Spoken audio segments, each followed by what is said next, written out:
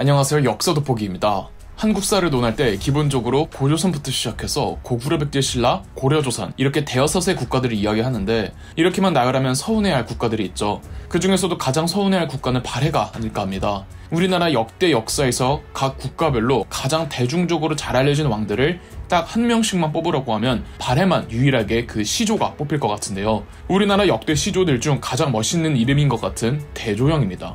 668년 고구려의 수도 평양성이 당나라에게 함락되면서 고구려는 멸망했습니다. 당나라는 평양성에 안동 도호부를 설치하여 고구려 옛 영토를 당나라의 변경으로 삼으려고 했으나 고구려 유민들의 저항이 만만치 않았습니다. 고구려를 멸망시킨 당나라 최고사령관 이세적이 당나라 황제에게 올린 보고에 의하면 당나라의 항복한 성이 11개, 당나라가 강제 점령한 성이 3개였으며 아예 텅 빈 성이 7개, 항복하지 않은 성이 11개였다는 점에서 안동도호부가 고구려 영토 전체를 장악하지 못했음을 입증해줍니다. 비록 고구려 부흥운동은 내부 분열로 유야무야 됐지만 675년에서 676년 나당전쟁에서 신라가 승리하면서 당나라는 더 이상 한반도에 영향력을 행사하기가 힘들었고 결국 676년 안동도호부는 평양에서 압록강 너머로 이전하면서 이 기구 자체도 유명무실화됩니다. 안동도호부가 형식적으로 있기는 했지만 압록강과 두만강 이북에 대한 당나라의 지배력은 미비했으며 신라의 영토도 대동강까지였기 때문에 한반도 북부와 만주 일대는 사실상 무정부 상태였습니다. 북방 만주에는 여러 유목민족들이 살아가고 있었으나 고구려가 있을 때에는 모두 고구려에게 복속되어 있었습니다. 그런데 고구려가 사라지니 이 유목민족들, 특히 거란족과 말갈족이 부족 단위를 이루며 기승을 부렸습니다. 그중 요하의 서쪽, 즉 요서 지방엔 당나라가 영주라는 행정구역을 두었는데 이곳의 주민 비율은 거란족이 압도적으로 많았습니다. 그런데 당시 영주 자사였던 당나라 관리 조문회가 거란족들을 상대로 매우 차별적이고 폭압적인 전행을 일삼자 분노한 거란족들은 이진충 그리고 그의 처남 손만영을 중심으로 영주에서 봉기를 일으킵니다. 이진충과 손만영은 조문회를 살해하고 696년 거란족들을 모아 영주를 장악하자 심지어 당나라 정부는 이들을 효과적으로 막지 못하자 요서 요동 지역에 대한 대혼란이 옵니다. 이 혼란을 틈타 고구려 유민들과 말갈족들이 대거 동쪽으로 이동하는데 그 세력을 이끌던 사람이 걸걸중상과 걸사비우였습니다. 이 걸걸중상이 바로 대조영의 아버지인데 이들은 왜 영주에 있었던 걸까요?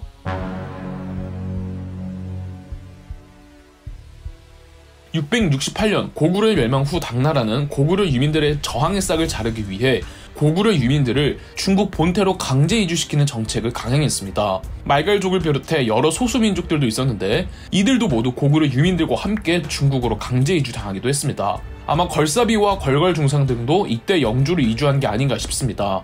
영주는 고구려 유민들과 말갈족 등의 소수민족들이 중국으로 이주될 때 반드시 통과하는 관문 같은 곳이라 민족 구성이 다양했거든요. 이 영주에서 고구려 유민들을 이끄던 사람이 걸걸중상이었으면 말갈족을 이끄던 사람이 걸사비우였습니다. 걸걸중상과 걸사비우의 이름에 유사성이 있어서 둘이 친인척 관계나 의형제를 맺어 성씨를 바꾼 게 아니냐는 의문이 드시겠지만 두 사람의 관계가 아직까지 밝혀지지는 않았습니다. 거란족이 이진충의 반란을 일으키고 영주 지역에 혼란이 일 때 걸걸중상이 고구려 유민들을, 걸사비우가 말갈족 유민들을 이끌고 영주를 탈출했다고 합니다. 걸걸중상의 성은 대씨라고 하는데 일부 기록에선 또 대씨라는 말이 없습니다. 걸걸중상이 대조영의 아버지라면 당연히 성이 대씨인 게 아니냐고 하면 이 걸걸중상의 풀네임은 대걸걸중상이 되겠죠? 걸걸중상의 성씨가 대씨라고 한 것은 중국 측 기록입니다. 이 걸걸중상은 정말 베일에 감추어진 인물인 게 만약 고구려 멸망 전에 고구려 사회에서 나름의 입지가 있던 사람이라면 그 기록이 있을 텐데 혹은 그 출신이라도 적혀 있어야 할 텐데 고구려 멸망 전 걸걸중상은 어떤 사람이었는지 전혀 기록이 없다는 겁니다. 그래도 고구려 유민들을 통솔했다는 것을 봐서는 리더십을 갖춘 사람이었고 고구려 사람인 건 맞았겠죠. 걸사비우 역시 말갈족 추장이었기 때문에 말갈족들이 걸사비우를 따랐을 겁니다. 걸걸중상과 걸사비우에 대해 확실한 건 아무것도 없지만 두 사람이 각각 고구려인 말갈족 추장인 점은 믿어도 좋을 것 같습니다. KBS 대하드라마 대조영이 워낙 큰 인기를 얻어서 걸사비우가 대조영과 같은 세대로 알고 계시는 분들이 있을 텐데 물론 정확한 출생 연도를 알 수는 없지만 세대로만 따진다면 걸사비우는 걸걸중상과 같은 세대, 즉 대조영에게는 아버지뻘이었습니다. 걸걸중상과 걸사비우가 사실상 공백의 상태였던 동만주 일대에 세력을 다집니다. 걸걸중상과 걸사비우가 처음 도착한 곳이 어딘가는 의문투성이지만 일부 기록에서는 백두산 동북쪽, 지금의 대석하라는 강 근처였다고 합니다. 당나라 정부는 걸걸중상을 진국공, 걸사비우를 허국공으로 임명해 즉 제후로 임명해서 처음에는 회유하려고 했습니다. 당나라 정부가 걸걸중상을 진국의 제후로 임명하려 했다는 제스처는 이미 걸걸중상이 초보적인 형태의 자치정부를 세웠고 그 이름을 진국이라고 표방했다는 거겠죠. 우리는 흔히 대조영이 처음부터 진국을 건국했다고 알고 있지만 그 전신격인 정부는 이미 걸걸중상 때의 기초를 닦아 놓은 상태였습니다. 한편 걸서비우는 당나라의 제후 임명을 거절했습니다. 걸걸중상이 거절했다는 기록은 없는데 곧바로 당나라 정부에서 추격군을 파견한 것으로 봐서는 걸걸중상도 제후 임명을 거절했을 것으로 보입니다. 아니면 거절하기 전에 걸걸중상이 죽었을 수도 있습니다. 걸걸중상의 정확한 사망 시점은 알 수 없지만 당나라에서 보낸 추격군이 오기 전에 이미 걸걸중상은 병으로 사망한 상태였거든요.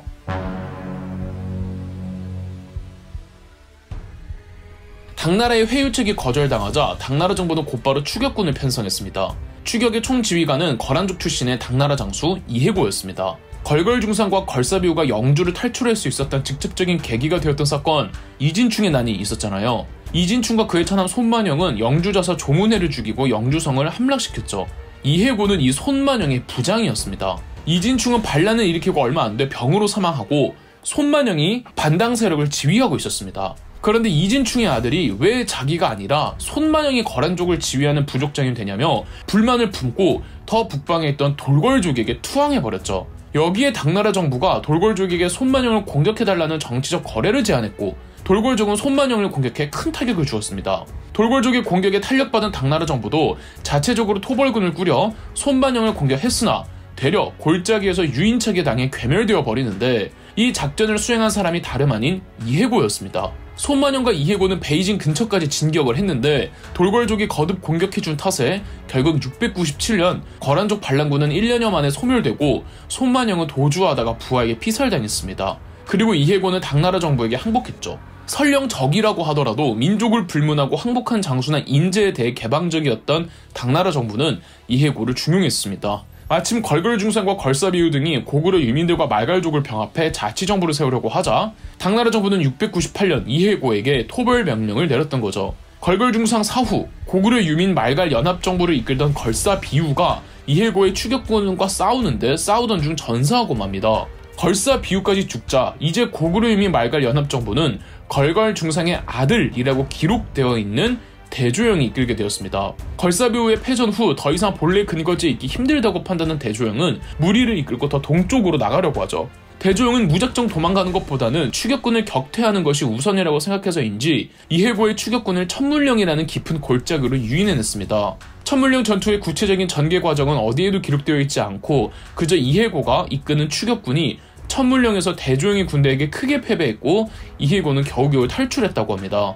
대조영이 새로운 나라를 건국하는 그 결정적인 전투가 바로 이 천문령 전투였습니다. 당나라는 더 이상 추가 추격군을 보낼 수가 없었는데 돌궐족의 묵철가안이 당나라 정부와 사이가 틀어져서 영주 땅을 차지하고 당나라와 국지전을 전개하고 있던 터라 당나라 정부가 대조영의 세력에 군대를 파견할 수 있는 그 길목이 차단된 상태였습니다.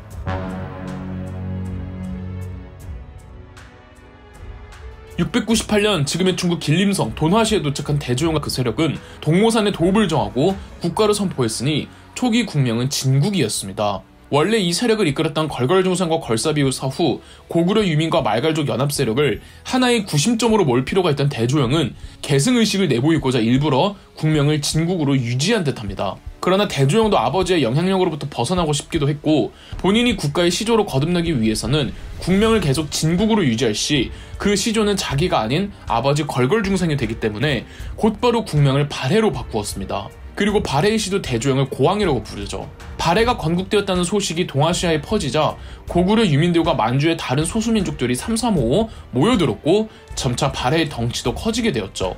유두공의 발해고에는 대조영이 일찍이 고구려 장수가 되었는데 아주 용맹스러웠고 말타기와 활쏘기를 잘하였다고 기록되어 있습니다. 그리고 중국 측 기록 구당서에 의하면 대조영은 본래 고구려의 별종이다. 고구려가 멸망하자 가족을 데리고 영주를 이주했다고 되어 있습니다. 그런데 이 대조영도 아버지 걸걸중상처럼 고구려 멸망 전의 자료나 기록은 전무합니다. 대조영의 출생연도를 알 수는 없지만 우리 합리적으로 추론 한번 해볼까요? 고왕 대조영은 발해를 698년에 건국했으니 고구려 멸망 668년으로부터 정확히 30년 후의 일입니다. 한 사람이 국가를 건국할 정도가 되려면 현실적으로 그 나이대가 대략 20대 후반에서 40대 정도가 될 겁니다. 대조영의 재위기간이 무려 21년이라는 점과 당시 평균 연령을 감안했을 때 발해 건국 당시 대조영의 나이는 적게는 20대 후반 혹은 많게는 40대로 보는 게 맞을 듯합니다. 그러면 고구려가 멸망했을 그때쯤 대조영은 태어나지도 않았거나 이제 겨우 태어났거나 10살 정도 어린아이였다는 겁니다. 상식적으로 10살이 고구려의 장수가 되기는 힘들겠죠. 구당서의 기록에 나오는 고구려의 별종에서 이 별종이란 단어에 대해 해석이 분분합니다. 그래서 대조영이 고구려와 얼마만큼 연관되어 있는지는 의문투성이며 걸걸중상과 대조영의 부자관계를 의심하는 사람도 있습니다. 대조영이 고구려 계승을 강조하며 발해를 세운 건 예전 고구려가 건국될 때 부여를 계승했음을 위시하고 백제가 건국될 때 부여 고구려를 계승했음을 나타내기 위한 선민사상의 연장선으로 해석할 수도 있습니다. 대조영의 발해 영토는 어찌됐든 고구려 유민들과 고구려에 복속했던 소수민족들이 거주하고 있었고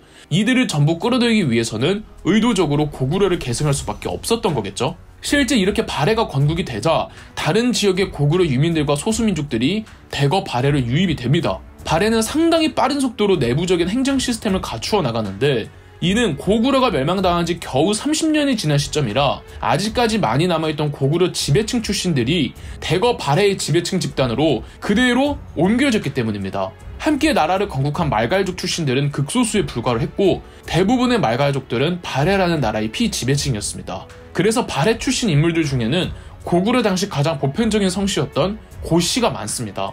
하지만 대조영의 발해는 이제 겨우 건국된 신생국가였고 발해의 대조영의 뒤를 이은 무왕과 문왕 때에 더 확실한 고구려 계승 국가로 자리매김합니다.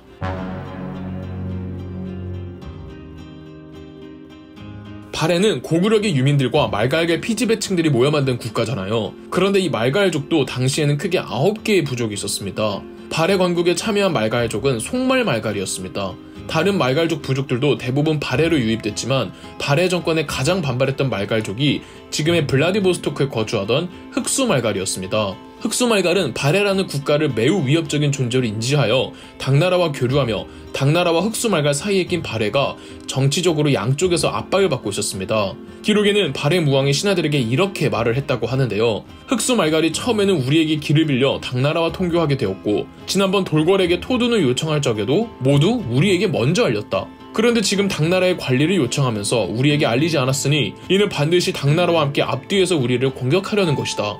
당나라에서는 흑수말갈 쪽에 대놓고 당나라 관리를 파견하기도 했는데요. 당나라 본인들이 멸망시킨 고구려가 다시 나타나 만주에서 영향력을 행사하려고 하니 여간 거슬리는 게 아니었겠죠. 발해의 무왕은 아들 대도리행을 당나라로 사신을 보내 우선은 발해와 당나라 사이를 조율하도록 합니다. 발해의 무왕이 당나라에게 고개를 숙이려고 했다기보다는 무왕은 더 약한 흑수말갈을 치려고 했고 당나라가 흑수말갈을 구원 못하도록 외교적인 방식으로 당나라를 잡아두려던 계획이었습니다. 무왕은 흑수말갈 원정을 준비하는데 발해 내부적으로도 흑수말갈 원정을 두고 강경과 온건으로 나뉜 듯합니다. 무왕은 아주 강경한 정벌론자였는데 무왕이 원정군 사령관으로 임명한 무왕의 동생 대문예는 원정에 반대하던 온건파였습니다.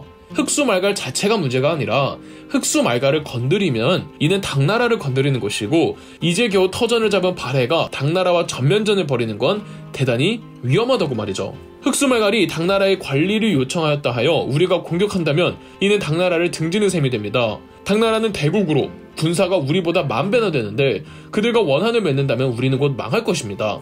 옛날 고구려가 전성기에 군사 30만으로 당나라와 맞서 싸운 것은 굳세고 강했다고 할 만하지만 당나라 군사가 한 번 이르자 땅을 쓸듯이 다 없애버렸습니다. 지금 우리의 군사는 고구려에 비해 3분의 1밖에 되지 못하니 임금께서 저들의 뜻을 어긴다는 것은 불가합니다. 그러나 무왕의 결심은 확고했습니다. 무왕은 대문예에게 원정을 강행시켰으나 원정의 비현실성을 깨닫고는 항명해버렸습니다. 분노한 무왕이 대문예를 체포하려 들자 대문예는 그대로 당나라로 망명해버리죠. 무왕은 당나라 황제 현종에게 대문예를 발해로 보내주거나 그를 죽여달라고 했으나 당 현종은 대문예를 멀리 귀양 보내겠다고 해놓고서는 대문예를 안전하게 신변을 보장해주고 있었습니다. 무왕은 당나라 같은 대국이 어찌 신의를 저버릴 수 있소라며 당 현종을 일갈하니 당나라 입장에서도 매우 불쾌감을 표했죠.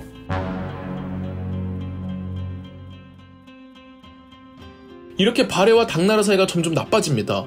발해는 정치적인 동맹국이 필요로 했습니다. 이제 건국된 지 얼마 안 된 나라라 아직 우방국이 별로 없었고 당나라와 흑수말갈과는 사이가 틀어져 있으며 신라도 고구려를 멸망시킨 나라라는 인식 때문에 신라와도 껄끄러움이 있었죠. 남은 건 일본이었습니다. 일본은 고구려 때와도 사이가 나쁘지는 않았죠. 727년 발해 무왕은 일본에 사신을 보내 최초로 국교를 체결했습니다. 이때 사신단이 거친 풍랑을 만나 홋카이도 섬으로 표류했는데 그곳의 원주민 아이누족의 공격을 받으며 몇 명의 사상자를 내고 겨우 탈출해 일본의 수도였던 교토에 도착했다고 합니다. 이후로 발해와 일본은 발해가 멸망할 때까지 좋은 관계를 유지합니다. 일본이 발해의 국교 요청에 큰 거리낌 없이 바로 환영한 건 일본도 발해를 고구려의 연장선으로 인식했기 때문입니다. 이때 무왕이 일본에 보낸 국서에는 발해는 고구려의 옛 땅을 회복하였고 부여의 유속을 잇게 되었다며 발해의 건국 이념과 정체성을 명시하였고 일본도 발해의 왕을 표현할 때 고려의 왕이라고 불렀죠. 그리고 일본 측 기록 속일본기에는 고구려 사신들의 방문이 당나라의 공격 이래 중단되었다가 727년 다시 재개하였다는 표현을 썼고요.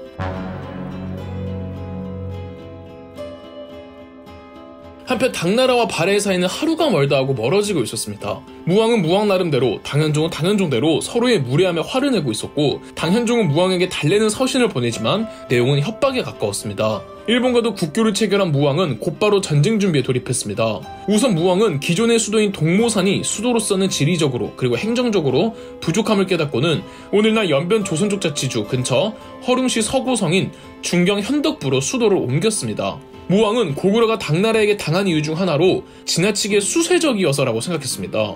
고구려와 수나라 당나라의 싸움은 이 수나라 당나라가 침공을 해오면 고구려가 방어하는 양상이었잖아요. 만약 고구려가 먼저 공격해서 적들의 군사적 요충지를 마비시켰더라면 고구려가 당할 일이 없었을 것이라고 생각한 무왕은 당나라를 선제 공격하기로 합니다.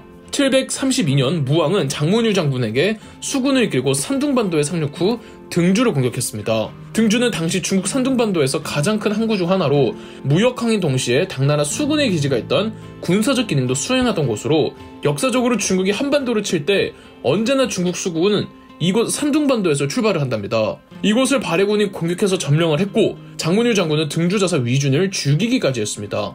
등주를 초토화시켜 놓은 뒤 장문후는 돌아갔습니다. 승기를 쥐고 있었음에도 그냥 돌아간 이유는 장문후의 전략적 목표는 영토 확장의 개념이라기보다는 언제나 산둥반도는 중국이 한반도를 침공할 때 보급항으로 사용했기 때문에 혹시 추후에 벌어질 전투를 대비해 중국의 보급 기능을 와해시킨 것이라고 해석해볼 수 있겠죠. 당나라는 신라에게 서신을 보내 발해의 남부지방을 치도록 하였습니다. 신라는 나당전쟁 이후로 당나라와 국교를 회복하지 못하고 있었는데 당나라와 관계 회복을 위한 기회라고 생각해 대군을 조직해 발해 남부로 보냈으나 겨울철에 혹독한 추위로 인해 제대로 된 전투를 해보지 못하고 철수하였다고 합니다. 아마 신라는 실제로 발해랑 싸우려고 했다기보다는 싸우는 척만 하며 당나라 국교 회복을 도모했던 것으로 보입니다. 한편 당나라도 발해와의 전투를 위한 정벌군을 꾸렸고 그 사령관은 다름 아닌 무왕의 동생 대문이었습니다. 대문야가 낙양에서 주둔하고 있을 때 무왕은 낙양으로 대문야를 살해하기 위해 자객을 보내기도 했습니다. 오늘날 낙양교에서 대문야가 자객들의 습격을 받았는데 자객들을 무찌르고 대문야 암살 기도는 실패했지만 그럼에도 당나라 입장에서는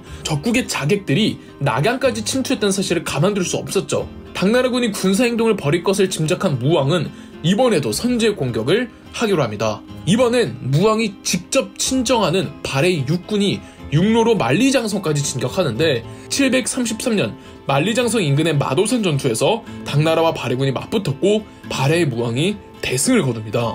당현종은 급하게 만리장성 쪽으로 증원군을 보내며 겨우겨우 만리장성을 사수합니다. 신생 국가였던 발해가 당대 아시아에서 가장 큰 나라였던 당나라를 상대로 거둔 놀라운 승리였죠. 당나라를 위험에 빠뜨렸던 등주 침공과 마도산 전투를 기점으로 발해에 대한 국제적인 인식이 확 바뀝니다. 이제는 명실상부 발해는 동아시아의 강대국 중 하나였죠. 어느 나라든 유능한 군주가 연속으로 3대 이상 나오는 경우는 드뭅니다. 나온다면 그 나라의 행운이죠. 특히 1에서 3대 왕이 모두 성군인 경우는 더욱 적은데 발해는 2대 왕 무왕의 뒤를 이은 3대 왕 문왕이라는 걸출한 또 한 명의 성군이 등극합니다.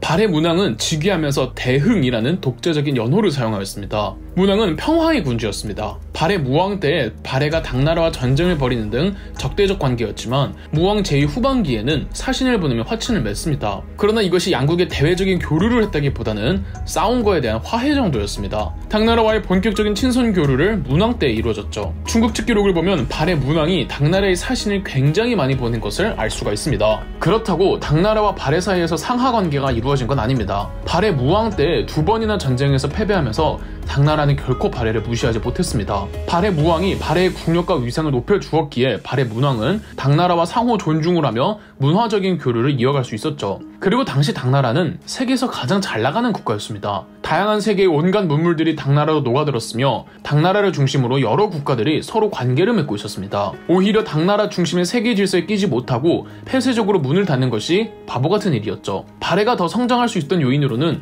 문왕 때 당나라를 통해 다양하고 우수한 문물들을 받아들이며 발해 또한 국제사회의 질서에 편입될 수가 있던 겁니다. 발해가 당나라와 교류하는 루트가 두 가지가 있었는데요. 우선 육로로 통하는 영주도와 바다를 통해 산둥반도로 가는 조공도가 있었습니다. 문물뿐 아니라 중국의 유교식 중앙집권의 제도들을 많이 차용하기도 합니다. 외국이라고 무조건 배척하기보다는 이미 정비되고 완성된 제도가 있다면 우리의 실정에 맞게 수입해오는 일도 대단히 중요한 능력입니다. 당나라에는 빈공과라고 해서 외국인들을 대상으로 관리들을 발탁하는 전형이 있었습니다. 발해도 여러 유학생들을 당나라로 보내 빈공과에 응시하게 하였습니다. 중국의 중앙집권의 제도 중 중앙정치조직으로 삼성육부제가 있었는데 발해가 이 삼성육부제를 따오죠. 삼성은 국가의 전반적인 업무를 총괄하는 기구이고 육부는 국가의 업무를 유형별로 분류한 우리나라의 정부 부처 같은 곳들이었습니다. 단 중국의 삼성육부를 그대로 적용하지는 않고 명칭은 발해가 독자적으로 명명해서 운영했죠. 중국의 삼성은 상서성, 문화성, 중서성인데 발해의 삼성은 정당성, 선조성, 중대성이라고 불렀으며 중국의 육부, 이호예병 형공부는 충인의지 예신부로 명칭을 바꾸었습니다. 전부 유교식 명칭들이죠. 발해의 국무총리는 정당성 소속의 대내상이라고 불렀습니다. 756년 문왕은 수도를 상경용천부로 천도하였습니다. 상경용천부 천도는 두 가지 기록이 있습니다. 원래 대조영이 건국했던 동모산에서 2대왕, 무왕 때 중경현덕부로 천도한 뒤 3대왕, 문왕 때 상경용천부로 수도를 옮겼다는 기록과 2대왕 무왕은 천도를 하지 않았고 3대왕 문왕 초기에 동모산에서 중경현덕부로 천도한 뒤 다시 상경용천부로 옮겼다는 기록이 있죠. 뭐가 됐든 발해는 중경현덕부에서 상경용천부로 천도를 한 것인데 상경이 중경보다 발해의 북쪽 내륙에 위치하고 있었습니다. 상경용천부 천도는 더 넓어진 발해를 통치하기 위해선 수도가 국가의 가운데에 위치할 필요성에서 이루어진 것으로 보입니다. 문왕은 발해의 귀족 청년들에게 유학을 가르치는 국립교육기관 주자감을 신설하게 됐습니다. 아까 관청의 명칭도 그렇고 문왕의 정책들은 유학을 지향하는 모습이 크죠. 그럴 수밖에 없는 것이 유교는 임금에게 충성을 하는 것을 지고의 가치로 두기 때문에 언제나 통치 이데올로기로 활용됐습니다. 국가의 체계적인 관리를 위해선 유교식 질서가 필요했기 때문이죠. 말이 나온 김에 발해의 수도인 상경용천부에 대해 더 설명드리겠습니다. 상경용천부는 당나라의 수도 장안성처럼 마치 바둑판 모양처럼 여러 격자형으로 구획해서 만든 계획도시였습니다. 상경용천부는 오늘날의 헤이룽장성 닝안시인데 발굴 결과 매우 큰 도시였다고 하고 외성 둘레가 총 16km였다고 합니다. 동아시아에선 중국 장안 다음으로 큰 규모였죠. 그리고 이곳 상경성에는 총 10개의 절터가 발견되었다고 합니다. 이 중 흑룡사타의 발해 석등이 웅장한 규모로 아주 유명하죠. 발해 석등은 전형적으로 당대 신라에서 유행했던 양식인데 신라의 양식을 발해 특유의 강인한 인상을 10분 살린 작품이죠. 발해와 신라 사이에서도 교류가 왕성했음을 알 수가 있습니다. 또한 발해 문왕은 스스로를 대흥보력효감, 금륜성법대왕이라고 불렀다고 하는데 이를 통해 문왕은 유교와 함께 통치 이데올로기로서 불교도 적극 진흥시켰다는 걸 알 수가 있죠. 그러나 발해 문왕은 딸 2명을 먼저 보내야 하는 아버지로서의 참극을 겪었는데 한 명은 둘째 딸 정혜공주와 다른 한 명은 막내딸 정효공주입니다. 두 공주, 정혜의 공주와 정효공주의 무덤이 해방 후에 발견이 되었는데 발해 무덤들 중에서 주인을 정확하게 알 수 있는 2개의 무덤이라고 합니다. 무덤 안 묘비에 정확하게 정해공주와 정효공주의 무덤이라고 피장자의 일대기를 적어두었죠. 지금의 중국 지린성 둔화시에 가면 육정상 고분군이라는 발해의 고분군이 있습니다. 현재까지 166기가 확인됐는데 이 중 유일하게 주인을 알 수 있는 무덤이 문왕의 둘째 딸 정해의 공주 묘입니다. 정해의 공주 묘의 천장은 모주림 양식이라고 전형적인 고구려 무덤 양식이랍니다. 또 정해의 공주 묘에서는 유명한 돌사자상이 발견되었는데 이는 동아시아에 보편적으로 퍼져 있던 무덤을 지키는 석수 문화이죠. 발해의 돌사자상은 과연 발해의 기상답게 높이 60cm의 근육질 몸매를 자랑하며 발해의 조각예술을 대표하고 있죠. 중국의 지린성 허룽시에는 막내딸 정효공주 묘도 발견되었습니다. 정효공주 묘의 묘비석엔 정효공주에 대해 공주는 일찍이 스승에게서 가르침을 받아 능히 그와 같아지려고 했고 매번 한나라의 반소를 사모하여 시와 글을 좋아하고 예학을 즐겼다고 나와 있습니다. 정효공주 무덤에는 고분벽화가 그려져 있는데 이 벽화를 통해 발해인들의 복식과 얼굴까지도 알 수가 있습니다.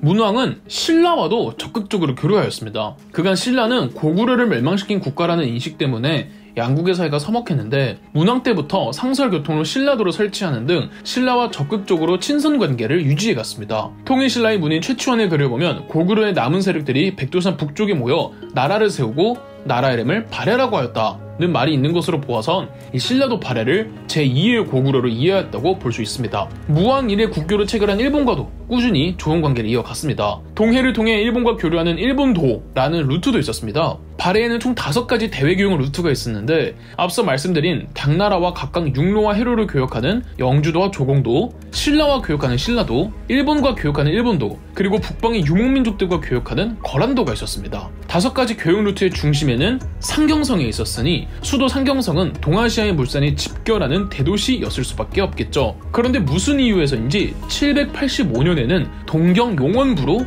수도를 다시 옮겼습니다. 동경용원부는 오늘날 한반도 북부의 함경도라는 설과 두만강 바로 위쪽인 지린성 훈춘시라는 설이 있습니다. 상경용천부보다 더 바다와 가까워졌다는 특징이 있는데요. 문왕의 동경천도에 대해서는 더 많은 연구와 해석이 필요할 듯합니다. 문왕은 막내딸 정효공주의 죽음 이후 건강이 급격하게 나빠집니다. 793년 이 걸출한 국왕 문왕이 숨을 거둡니다. 문왕의 재위 기간은 무려 57년으로 발해의 전체 역사가 200년이 조금 넘으니 발해의 역사 4분의 1을 혼자서 차지했던 거죠. 문왕이 외교적으로 크게 성과를 낸 덕에 동아시아는 약 150년간 평화의 시대를 누리게 되었습니다. 무작정 힘으로 누리기보다는 여러 이웃 국가들과 경제적으로 그리고 문화적으로 교류하며 자국의 국력을 번성시키는 것이 진정한 강대국의 조건이 아닐까 합니다. 그러나 문왕 이후 발해는 급격하게 쇠퇴하는데요. 문왕의 후계부터가 무언가 비정상적으로 계승되었습니다. 문왕 이후 발해는 대체 무슨 일이 일어났길래 쇠퇴했던 것일까요? 일반적으로 발해의 역사라고 하면 대부분은 1대 대조영, 2대 무왕, 3대 문왕까지 알고 그 이후에 대해서는 들어보신 적이 별로 없으실 겁니다.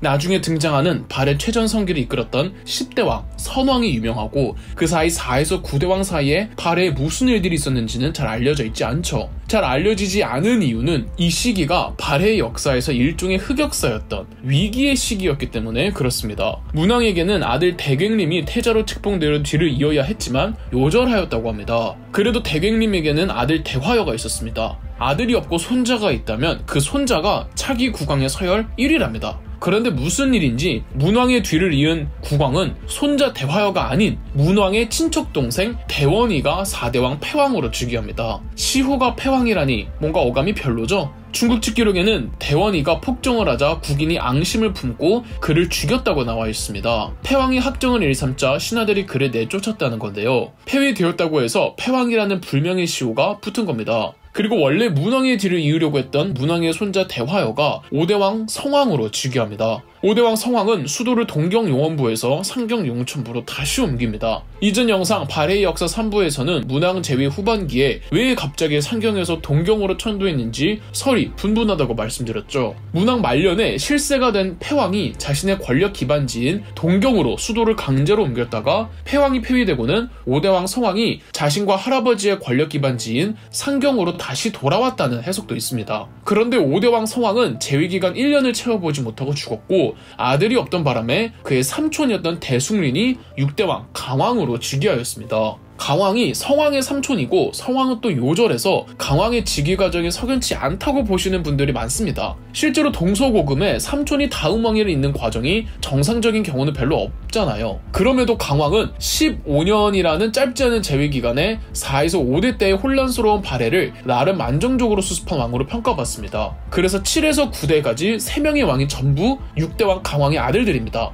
이때 발해는 독특한 정치 제도가 나타나는데요. 기록이 없어서 정확한 내막을 알 수는 없으나 아들들이 왕위를 계승하지 않고 어느 한 왕이 죽으면 자꾸 왕의 동생들이 권지국사라는 임시왕 혹은 왕 대리인 개념으로 있다가 왕위를 잇는답니다. 예컨대 이런 식입니다. 6대왕 강왕의 뒤를 이어 7대왕 정왕이 즉위하였습니다. 정왕의 재위기간은 3년이었는데 812년 승하합니다. 정왕에겐 대연진이라는 아들이 있었다고 하는데 812년 정왕이 죽고는 그의 동상 대연이가 권지국사로 임명되어 임시국왕 역할을 하다가 8대왕 희왕으로 즉위합니다. 왕의 아들이 버젓이 살아있는데 왜 그 아들이 후사를 잇지 않고 국왕의 동생이 권지국사라는 임시국왕 역할을 하다가 왕으로 즉위하는지는 그 확실한 이유에 대해서 밝혀지지 않았습니다. 중국 측 기록에는 권지국사가 고사에 따라 즉위하였다고 하는데 즉 옛 관행이나 옛 사례에 따라 즉위하였다고 하죠. 이건 희왕도 마찬가지예요. 희왕에게도 아들이 있었는데 817년 사망하자 이번에도 희왕의 아들이 아니라 희왕의 동생이 9대왕 간왕으로 즉위합니다.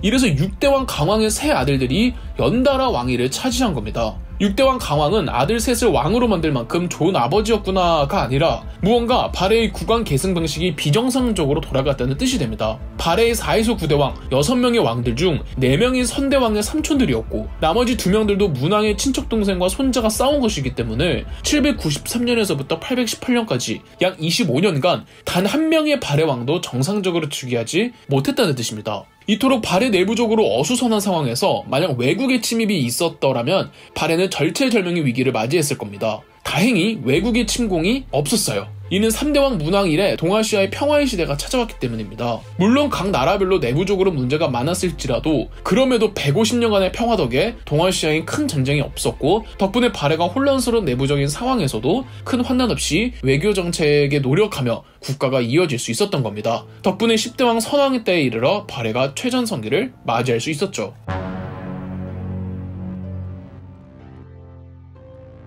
구대왕 간왕과 관련해서 흥미롭지만 매우 화나는 이야기가 있습니다. 정확히는 간왕이 아니라 간왕의 아내였던 순목황후 태씨와 관련되어 있습니다. 지난 2005년 지난번 영상에서 말씀드린 문왕의 딸 정효공주 묘가 있다던 지린성 허룽시 용두성 고분군에서 간왕의 아내인 순목황후의 묘가 중국인 고고학자들에 의해 발견되었습니다. 중국인 고고학자들이라는 점에서 벌써 뭔가 꺼림직하죠.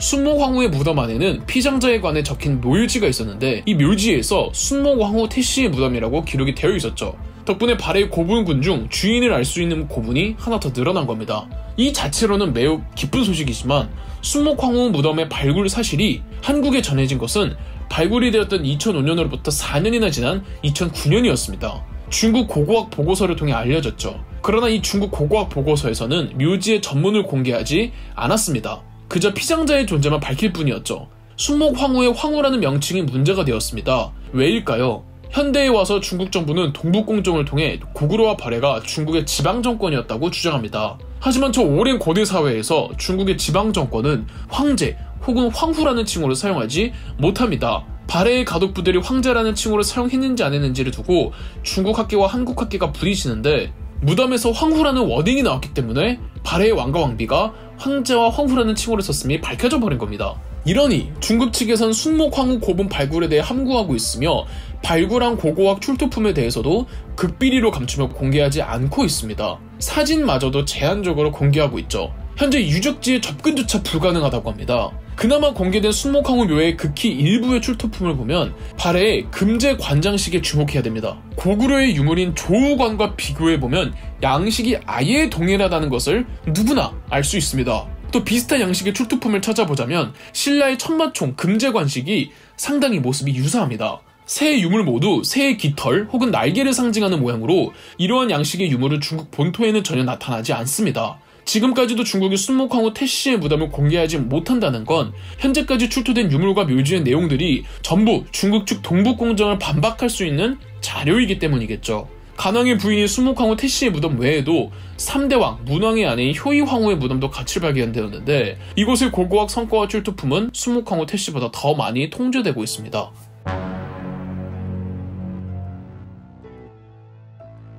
발해에서는 그 어렵다는 당나라의 빈공과에도 몇 사람을 합격시켰을 만큼 문학적 학술적 능력이 뛰어난 편이었습니다. 발해가 그래도 고구려보다 뒤의 국가이다 보니까 유교 학문 교육과 문학 능력 면에 있어서는 고구려보다 더 발달되어 있었습니다. 발해가 북방의 강국이라 하여 전쟁만 벌이던 나라가 아니라는 거죠. 하지만 발해의 문학 작품이 잘 알려지진 않았죠. 이번 영상에서 발해의 대표적인 시인들의 작품을 소개하는 의미 있는 시간을 가져볼까 합니다. 먼저 3대왕 문왕 때의 양태사입니다. 양태사는 문왕이 위덕장군으로 임명한 발해의 장군입니다. 양태사는 일본 외교관 업무를 맡은 적이 있는데 야청도의성관 눈이라는 일본에 머물 무렵 지은 시가 있습니다. 이 중 눈이라는 시를 소개해드리자면 어젯밤 하늘에 용구름 피어오르더니 오늘 아침에 한방눈이 펄펄 내린다. 수림은 만발한 꽃 속에 잠겨 안겨오는데 봄을 알리는 새의 노랫소리는 들리지 않는구나. 또 한 명의 시인으로는 왕효렴이라고 8대왕 희왕 때 역시 일본에 파견되었던 외교관이었습니다. 왕효렴이 지은 작품은 5편 정도 되고 일본인들이 왕효렴의 문학적 재능에 감탄했다는 기록이 있습니다.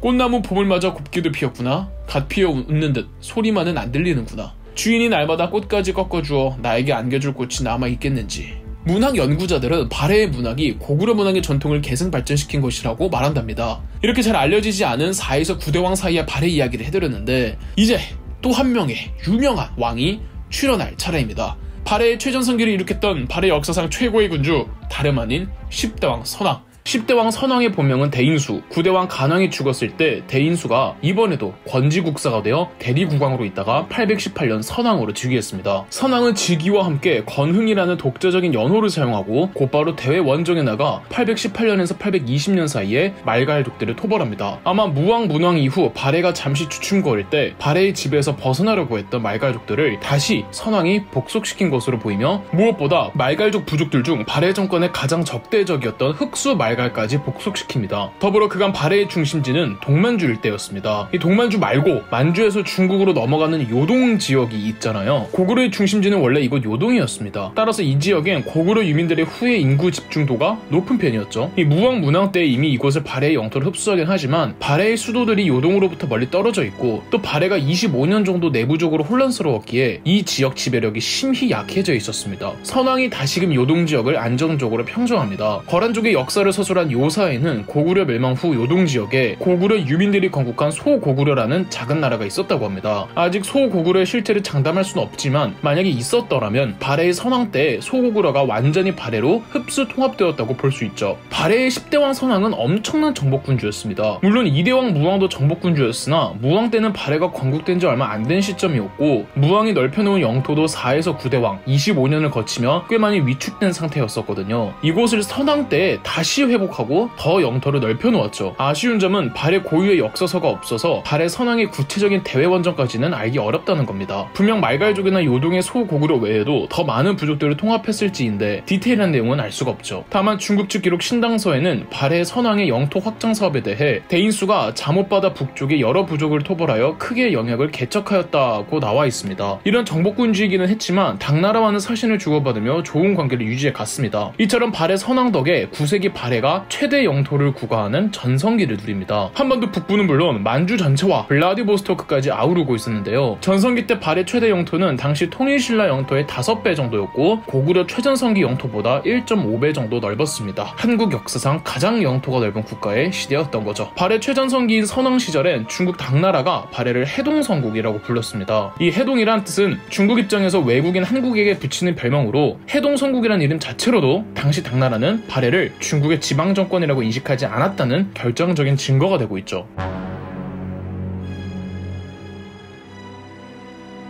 영토 확장이라는 것이 그저 전쟁에서 이기는 걸로 끝나는 게 아닙니다. 힘으로만, 무력으로만 누른다면 금세 반발이 튀어나온단 말이죠. 확실하게 정복한 땅을 국토로 흡수하기 위해선 군대가 아니라 행정관이 투입되어 행정구역으로 편입해야 합니다. 발해의 영토가 가장 넓었을 시점인 선왕은 매우 빠른 속도로 불어난 발해의 그 넓은 영토를 다스리기 위해 행정구역 제도를 개편합니다. 이른바 5경 15부 62주 제도인데요. 5경은 발해의 5개의 수도 혹은 상위 특수행정구역을 말합니다. 헤이룽장성, 이간시의 상경 용천부, 옛날 옥저가 있었던 지금의 훈춘신 동경 용원부, 압록강 바로 위쪽 고구려 초기 중심지이기도 했던 서경 압록부, 발해 초창기 수도였던 지금의 지린성 허룽시 중경 현덕부, 마지막으로 지금의 한경부터 북청으로 추정되는 남경 남해부 등이 오경이었죠. 그리고 전국을 15개의 부로 나누었고 그 15개의 부 안에 하의 행정구역으로 62주를 두었습니다. 15개의 부는 오늘날로 따지면 도 개념입니다. 각 도마다 도지사가 있듯이 발해도 15부에 도독이라는 관직의 도지사들을 파견했고 도 안에 시군이 있는 것처럼 발해 62주에는 각 주마다 자사가 파견되었습니다. 발해 선왕이 이룩한 발해 최대 강역은 전쟁이 아니라 행정으로 완성되었고 그렇기에 발해 선왕을 유능한 군주라고 평가하고 있는 겁니다. 선왕이 더 대단한 건 선왕의 재위기간이 12년인데 이 12년 만에 이 모든 걸 했다는 거죠. 15부 중에 이 솔빈부라고 있는데 솔빈부의 말이 그렇게 우수하기로 동아시아에 정평이 나 있었다고 합니다. 솔빈부의 말이 발해 주요 국제무역 품목이었는데 솔빈부의 말만큼이나 유명했던 게 담비라는 동물의 모피였다고 합니다. 실제 오늘날에도 중국 랴오닝성, 지린성, 헤이룽장성의 최고 특산물 중 하나가 담비의 모피라고 하는데 발해의 담비 모피가 당시에도 국제적으로 워낙에 유명해서 담비의 길이란 용어가 있을 정도였다고 합니다. 말이 나온 김에 발해의 군사제도도 한번 말씀드리겠습니다. 국가의 군사와 국방도 결국은 행정제도에 기인하기 때문입니다. 발해에는 수도를 방위하는 중앙군으로 좌맹군이, 우맹군이, 좌웅이, 우잉이, 좌비우, 우비우, 남자위, 남우위, 북자위, 북우위 이렇게 10위가 있었습니다. 각 위의 사령관으로 대장군을 두었기에 발해는 총 10명의 대장군이 있었던 거죠. 지방군에 대해서는 알려진 바가 없는데 보통 고대 국가에서는 각 지방 행정 단위별로 군대를 조직했으며 병농일치제, 즉 일반 백성들을 군인으로 징병했기에 15부별로 또는 62주별로 지방군이 있었으며 그 지방관들이 각 지방군의 사령관 역할을 한 것으로 보입니다. 830년 선왕이 승하합니다. 선왕의 아들이 일찍 죽어서 선왕의 손자 대이진이 발해의 11대 왕으로 즉위했습니다. 대이진도 할아버지 선왕의 뜻을 계승해 발해의 내부적인 행정제도를 정비하고 당나라와 지속적인 문화교류를 통해 선진문물을 받아들였습니다. 그런데 11대 대이진부터 시작해서 앞으로 쭉 발해의 왕들에게 왕호가 없습니다. 없는 게 아니라 기록으로 전해지지 않고 있습니다. 무왕, 문왕, 선왕 이런 식으로 시호 없이 그저 본명으로만 기록되어 있습니다. 그리고 또다시 발해는 쇠퇴기를 맞이합니다. 11대 대이진, 12대 대건왕, 13대 대현석, 14대 대위해 이 4명에 걸쳐 왕권은 약화되고 귀족들의 권력 쟁탈전이 격해지는데 심지어 자세한 기록도 없으며 왕의 생물연도는 물론이고 즉위 연도까지도 명확하게 알기 어렵죠. 확실한 건 발해가 그 어느 때보다 쇠퇴하고 있었으며 그 원인 중 가장 큰 건 귀족들끼리의 경쟁이었다고 해석하고 있습니다. 발해에 복속되어 있던 여러 소수민족 부족들도 발해를 이탈하기 시작했죠. 이맘때쯤 중국 측 기록에 하나 남아있는 일화가 있다면 발해의 유학자 오소도에 관한 이야기인데요. 당나라의 빈공과라고 외국인 전용으로 당나라의 관리로 발탁하는 시험이 있었습니다. 그런데 이 빈공과 합격률이 매우 낮았고 매우 뛰어난 유학자가 아니면 빈공과 통과하기가 하늘의 별따기였습니다. 872년에 발해의 오소도가 빈공과를 합격합니다. 그런데 오소도와 같이 빈공과에 시험을 친 사람들 중에 신라인 이동이 있었는데 오소도의 성적이 이동보다 더 높았던 거죠. 신라도 나름 유학 방면에 있어서 자부심이 있고 이 발해보다도 더 오래된 나라인데 꽤나 자존심이 상했었나 봅니다. 그러다 한 30년 정도 흐른 뒤 906년에 오소도의 아들 오광찬도 이 빈공과에 응시했는데 이때 신라인 최언희가 있었습니다. 그런데 이번엔 최언희가 오광찬보다 더 높은 성적을 거두며 빈공과에 합격했습니다. 이때 발해가 당나라에게 항의를 했대요. 하지만 당나라는 최언희의 학식을 훨씬 높이 평가하는 입장을 바꾸지 않았습니다. 아무리 발해 신라가 평화적인 관계를 체결하고 있더라도 이 국제 무대에서는 이런 자존심 경쟁도 있었다는 게 되게 현실적이지 않나요? 그저 소소한 해프닝으로 넘길 수도 있지만 여러분 잘 생각해 보십시오. 빈공과는 외국인 전용이라고 말씀드렸잖아요. 발해인들이 빈공과에 응시했다는 것부터가 이미 중국의 지방정권이 아니라는 소리죠. 당나라는 발해를 절대 지방정권으로 인식하지 않았고 외국으로 인식했기에 빈공과에 응시할 수 있게 해준 거잖아요. 이것도 심지어 중국 측 기록이에요. 14대 왕 대위해 이후 발해의 마지막 왕이 대인선인데 대위해와 대인선 사이에 기록이 없습니다. 이 두 왕 사이에 몇 명의 왕들이 있었는지 무슨 일들이 있었는지 알 수가 없습니다.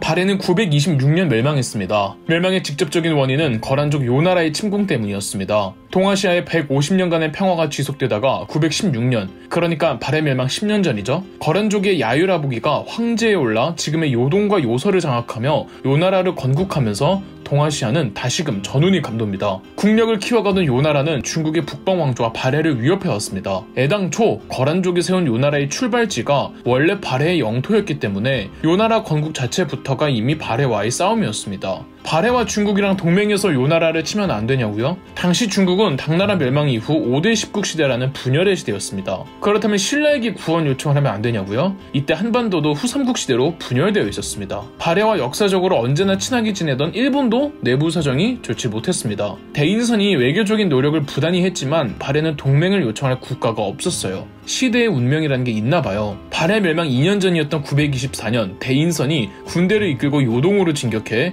요동 전투에서 요나라의 장수시를 죽인 승리를 거두긴 하지만 이 요동 전투가 명분이 되어 이듬해 925년 12월 요나라가 대군을 일으켜 곧장 발해의 수도 상경용천부로 직공하였습니다. 요나라의 전술은 마치 조선 병자호란 때 청나라의 전술과 비슷했습니다. 다른 성들 다 피하고 오로지 수도로만 직진하는 전술이었죠. 후방을 안정화할 수 없기 때문에 위험한 전술이긴 하지만 잘만 먹히면 순식간에 적국을 무력화시킬 수 있었습니다. 요나라는 매우 빠른 속도로 발해의 수도 상경성을 포위했습니다. 발해는 손 쓸 새도 없었고 발해의 지방군이 수도로 오기도 전에 벌써 상경성을 포위해버린 겁니다. 발해의 왕 대인선은 결사대를 보내지만 몇 번 치고는 곧바로 요나라에 투항해버리죠. 926년 1월 발해의 왕 대인선은 신하들과 함께 상경성을 나와 요나라 황제에게 항복하면서 발해는 멸망당합니다. 925년 12월 군대를 일으킨 요나라가 926년 1월 발해를 멸망시켰습니다. 한 달도 안 된 시간이었던 겁니다. 얼마나 빠르게 직공했는지 가늠이 되시나요? 그해 7월 요나라는 발해의 마지막 왕 대인선을 포로로 잡은 뒤 본국으로 돌아갔는데 이때 요나라 황제는 대인선에게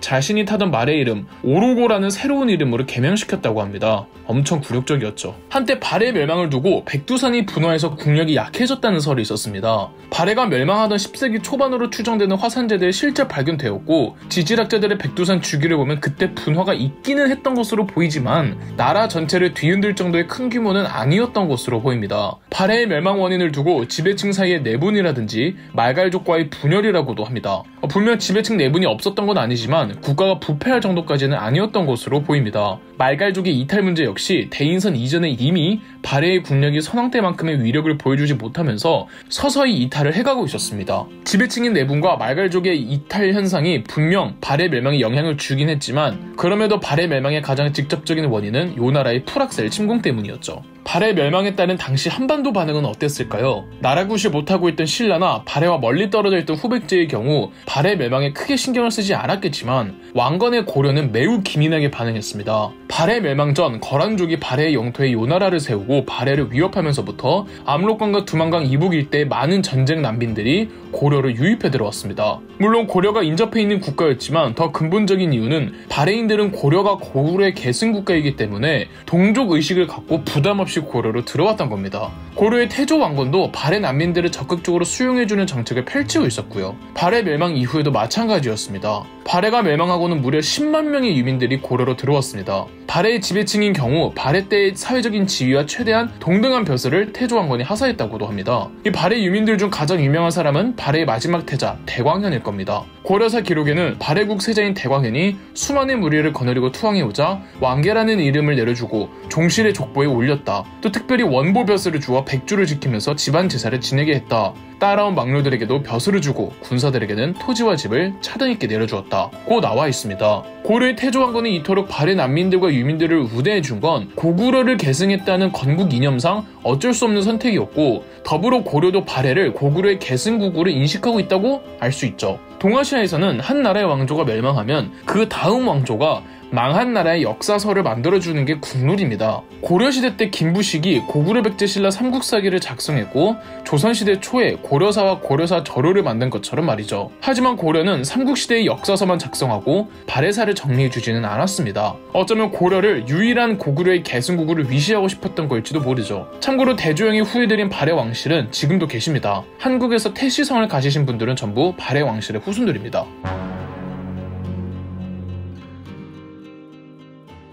물론 발해 부흥운동도 있었습니다. 발해는 수도가 순식간에 함락되면서 멸망했습니다. 즉 거란족의 요나라가 제압하지 못한 발해 지방 정권들이 있었다는 소리죠. 이들끼리 세력을 규합해 발해 부흥운동을 전개했습니다. 요나라는 발해를 멸망시키고 발해의 수도 상경용천부에 동단국이라는 또 다른 거란족 국가를 세우고 거란족 황실을 황제로 앉히지만 얼마 못 가 사라집니다. 비어버린 옛 발해의 수도에 발해 유민들이 오랴국을 만들었습니다. 이 오랴국은 지난번 발해의 역사 5부에서 잠깐 언급드린 오소도가 주된 부흥운동의 주동자였던 것으로 보입니다. 압록강 쪽에는 후바레라는 나라가 있었고 후발의 일부 세력과 발의 남쪽의 지방 정권에서 올라온 지방 세력들이 힘을 합해 정한국을 건국합니다. 정한국은 985년에서 986년 사이에 거란족 요나라에게 멸망당합니다. 정한국이 멸망당하면서 요나라와 고려 사이의 완충지대가 사라지게 되었고 정한국 멸망 바로 몇 년 후에 곧바로 요나라가 고려로 침공해오면서 여요 전쟁이 발발했던 겁니다. 요동반도 쪽에도 흥묘국이라고 있었죠. 요동반도의 흥묘국은 발해 왕실 대열림이 요나라 영토로 강제 이주당한 발해 유민들이 규합해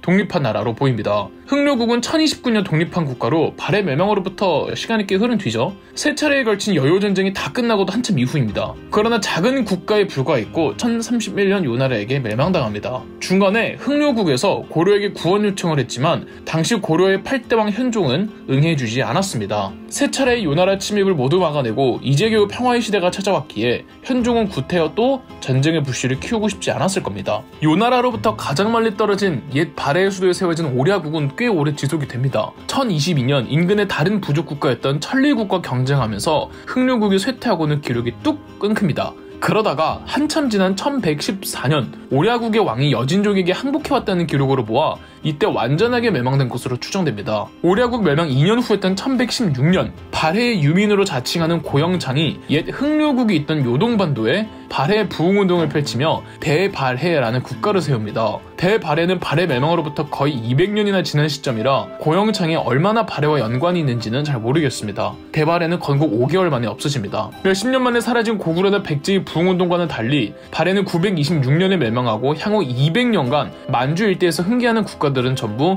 발해라는 이름을 내걸었던 걸로 봐서 발해라는 이름이 갖는 상징성이 남달랐나 봅니다. 발해의 유적이 전부 북한, 중국, 러시아에 있기 때문에 발해사에 대한 한국의 독자적인 연구 성과가 미비한 게 현실입니다. 그러나 그만큼 우리들이 발해에 대해 관심을 많이 가져야 하는 이유가 아닐까 합니다. 발해의 역사 끝까지 시청해주셔서 감사합니다. 그럼 역사 돋보기였습니다. 영상 재미있으셨다면 구독과 좋아요, 알림 설정까지 해주시면 감사드리겠습니다.